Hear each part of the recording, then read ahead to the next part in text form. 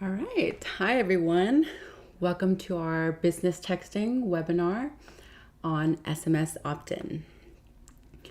This webinar is part of VirtualPBX webinar series covering new topics on business texting, streaming live to you every 2 weeks. My name is Lynn, and I'll be your host today. And covering in the live chat is Charlie, our marketing communication specialist. He'll be assisting me doing the live Q&A. So if you have any questions, feel free to put them in the chat and we'll get to them at the end of this session. Now, for today's webinar, we'll be discussing the basics of SMS opt-in, why it's important, reviewing some different methods of how opt-in are implemented, and then getting into how to create an effective SMS opt-in process for your business before leading into the Q&A at the end. All right. So what is SMS opt-in? SMS opt-in is really the process about obtaining permissions from your customer before sending them text messages from your business number. Now, this process is typically done through what we call a call to action, which is a mechanism that prompts your customer to subscribe to your business texting before you engage with them. Businesses can apply a call to action using various methods. For example, using a pop-up when a potential customer visits your website, or even adding a checkbox to the checkout order form, as well as maybe displaying a in-store or an online banner, or even using keywords to have it as a text to subscribe. Now, why is opt-in important? So in the US, the FCC regulates compliance for business texting by enforcing regulations such as the CAN-SPAM Act and the TCPA.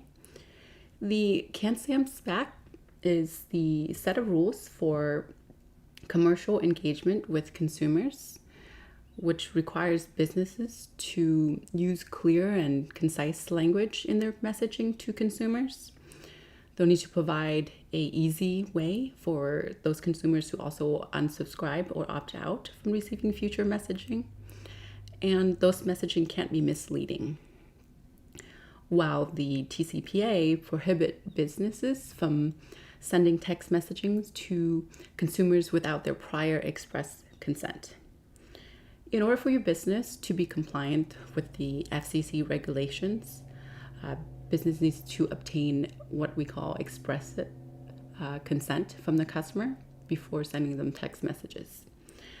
And this consent must include some of the following information: what kind of message that you'll be sending, or what the customers agree to be receiving those messages, whether it's like promotional based or transactional, how frequently they should be expected to receive those messages, some basic instructions on how they can opt out, and typically a disclaimer on whether or not while receiving those messages, if they need to pay for receiving those messages in accordance to their mobile plan. And if you would like to learn more about the rules and regulations behind business texting, please check out some of our previous webinars in the business texting series. Charlie will go ahead and add those into the live chat for your convenience. So now that we've talked about the laws, how do you get opt-in right as a business? Right? Here are some best practices to keep in mind. But ultimately, the best way to ensure that you're in compliance with the law is to keep your messaging clear, making sure that it's really relevant to the customer, have some opt-out mechanism, and making sure that the customer is aware and informed of exactly what you're sending to them. All right, let's go ahead and take a look at some of the examples of opt-in. So the first method is using SMS Keyword. This is where a customer can opt in by texting a keyword to a text-enabled number. For example, a customer may text the word join to a text-enabled number for your business That's essentially opting them in to receive messaging, and it could be for an exclusive offer or a specialized customer list. Something to keep in mind in regards to keywords, there are two types of opt-in associated to keywords. There's the single and double opt-in. In a scenario where a single opt-in, this is when a customer simply entered their phone number in an opt-in form or through a keyword mechanism and give you permission for you to send them messages. In a double opt-in, this is when a customer initially entered their phone number in an opt-in form.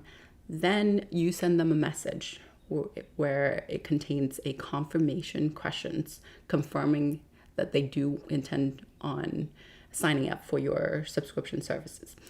If the response is yes, then you can proceed to send them messages. In business use case where you're going to be sending more promotional based messaging or even transactional messages, double opt-in is considered to be more secure and compliance with regulations if those are your business use case. Next is the checkout form. In a checkout form, a customer can opt in by checking a box on the checkout form. This is a great way to collect opt-in from customers who are already interested in your products or service. And as you can see here in the display, there's a checkbox with the disclaimer of text me with news and offer. You want to ensure that those checkboxes are always unchecked. The customer must manually check that themselves. The third is website pop-up. In this scenario, the customer can opt in by clicking on a pop-up that appears in our website.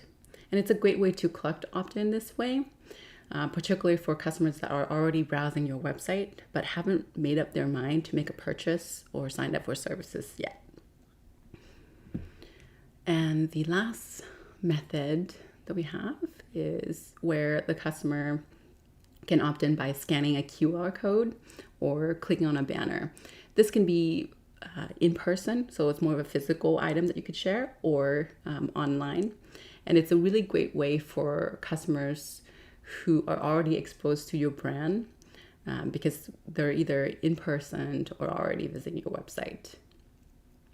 Now, these are just some of the example that businesses can obtain consent or run their campaigns. Let's take a look at how your business can create an effective opt-in process.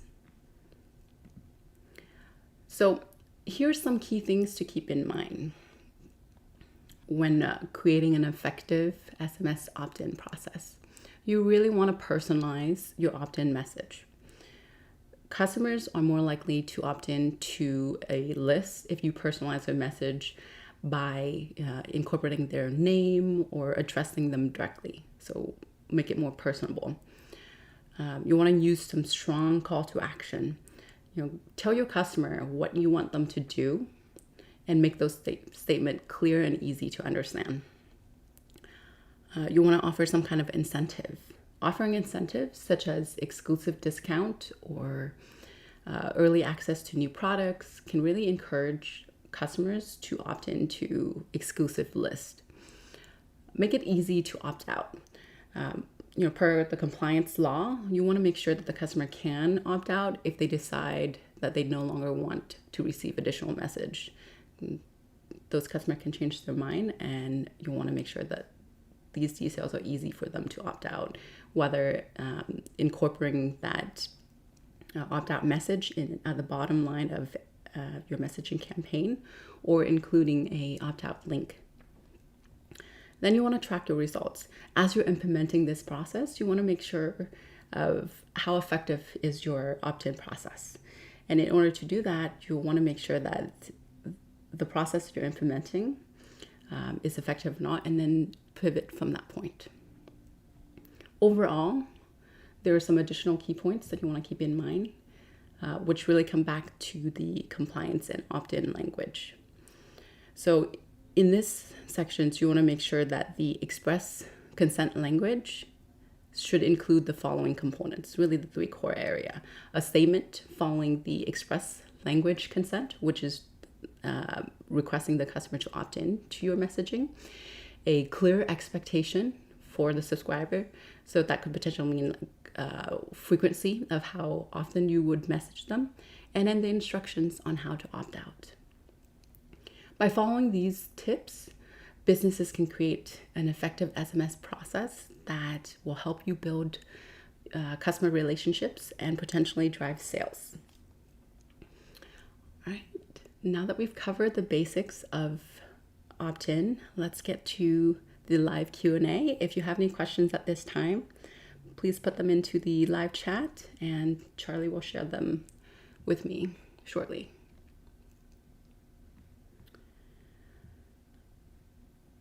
All right, so the first question that we have is, does texting require double opt-in? So technically, no. The FCC only specified that you need written permissions before texting customers, which can typically be accomplished using single opt-in. Next question.